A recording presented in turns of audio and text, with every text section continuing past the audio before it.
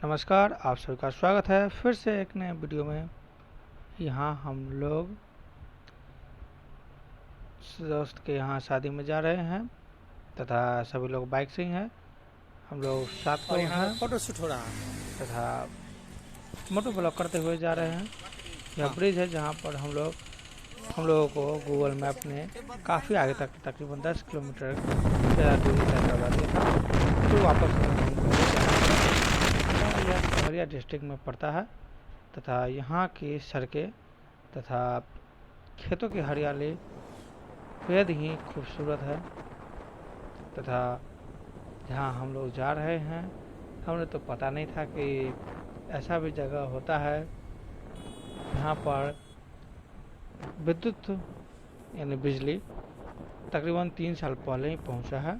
तथा हम लोग जिस गांव में जा रहे हैं वहाँ जो भी वह पंचायत है वह पंचायत नदियों से घिरा हुआ है, जिसके तीनों ओर नदियाँ हैं तथा नदी पर कोई भी ब्रिज नहीं है, जो कि हम लोगों को बैम्बू ब्रिज कह सकते हैं। बांस के द्वारा बनाया गया ब्रिज, उस पर से गए तथा सभी लोग बाइक से मोटर ब्लॉक करते हुए बातचीत करते हुए अपना जा रहे हैं तथा आनंद लुत्फ उठाते हुए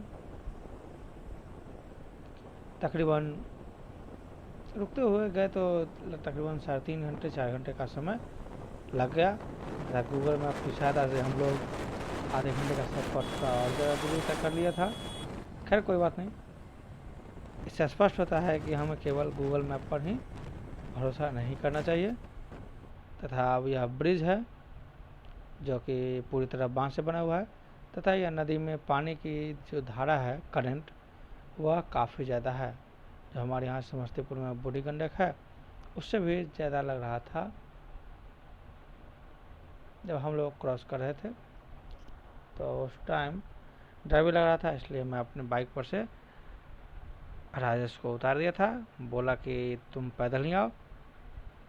तथा ब्रिज पर चलने पर ऐसी आवाज़ें आती हैं तथा डर लग रहा था कि कहीं ब्रिज टूट न जाए। फिर बाद में पता चला कि इस पर ऑटो भी जाती है। हाँ, ऑटो पर से पैसेंजर को उतार दिया था, केवल ऑटो को ही पार कराया जाता है। तथा मैंने बोला था कि मैं स्कॉर्पियो लाता हूँ, उस पर से चलेंगे। अगर मैं लाता तो तकरीबन 10 किलोमीटर का डिस्टेंस पैदल ही चलना पड़ता, क्योंकि रास्ते में पूरे 6-7 किलोमीटर कच्ची सड़कें थी। अब हम लोग पहुँच गए हैं। उसके बाद नाश्ता कर लिए, बगल में छापा कल जाके फिर रात में जाएंगे बाराती, सब 10 वाट तो के फिर है। मोटरसाइकिल से ही जाएंगे। और यह एक ऐसा जगह था जहाँ पर 4 व्हीलर लाना बेहद ही कठिन था। हाँ, यदि अगर आ जाता तो फिर उसमें स्केच हो या फिर टूट फूट जाता। अच्छा हुआ जो हम लोग बाइक से ही चले आए। इसके बाद हम लोग बारात जाने के लिए तैयार थे और 10 लोग भी आ गए। इसके बाद बारात जाने का भी रास्ता ऐसा ऑफ रोडेड रास्ता था जो मानो कुछ करने लायक नहीं, क्योंकि अब बांध वाली सड़क पर से होते हुए जाती है तथा बांध पर की सड़क इतनी धूल उड़ाती थी कि मानो आगे कुछ दिखाई ही न दे। तथा नीचे दोनों ओर तकरीबन 20-30 फीट गड्ढा तथा बांध भी वो भी कच्ची ही बांध। ये धूल उड़ रही है जिसकी वजह से किसी को भी सिर्फ लाइट ही दिखाई पड़ता था जितना कैमरे में दिखाई देता है। उसके ना ही लेफ्ट साइड और राइट साइड कुछ भी नहीं दिखाई देता था। तथा काफ़ी मशक्क़त के बाद हम लोग इस बांध वाले रास्ते को पार किए। यदि अगर कोई 4 व्हीलर क्रॉस कर जाता था तो तकरीबन हाफ के जी के आसपास तो धूल उड़ा ही देता था। अब यहाँ पर सजा हुआ है जो कुछ इस प्रकार से है तथा रात के तकरीबन 2-3 बज चुके थे, क्योंकि इतनी ऑफ रोडेड रास्ता था कि 4 व्हीलर को ले जाने लाने में तकरीबन 5 किलोमीटर का डिस्टेंस 2-3 घंटे में सफ़र करना पड़ा होगा। और वह जो ब्लू जैकेट वाला था, कोट वाला, वही दोस्त था तथा उसके भैया जी का शादी था। क्योंकि पिछली बार दोस्त के मामा जी की शादी में हम लोग नहीं गए, तो इस बार तो जाना पड़ा क्योंकि वह मेरे भैया की शादी में भी आया हुआ था तथा वहाँ पर जा रहे हैं मंडप पर।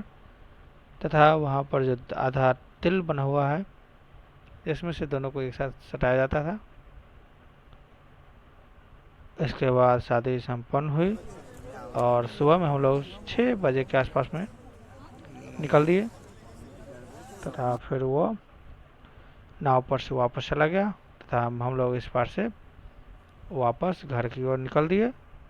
सुबह हो चुका है तथा इसके बाद सीधे हसनपुर होते हुए रोसड़ा, उसके बाद समस्तीपुर पहुंच जाएंगे।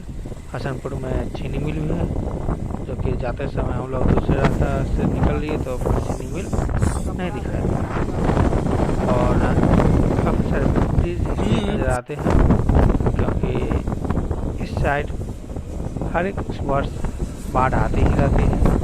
यदि अगर ब्रिज नहीं बना रहे तो आने जाने में सभी को कठिनाइयों का सामना करना पड़ेगा।